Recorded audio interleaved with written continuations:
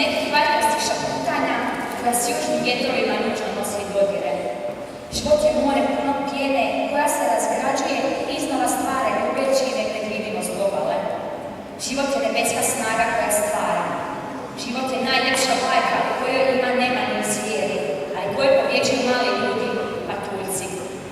Život su bol i radost istodobno. Život su poradni otoci i do njih se dolazi samo jednim putem.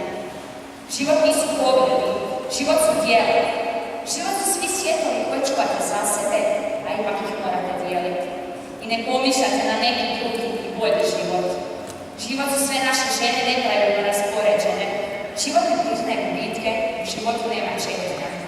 Poštovani ravnatelji, cijenjeni profesori, dragi učenici, uvaženi gosti i prijatelji naše škole, osobita mi je čast i zadovoljstvo pozdraviti vas na početku svečane akademije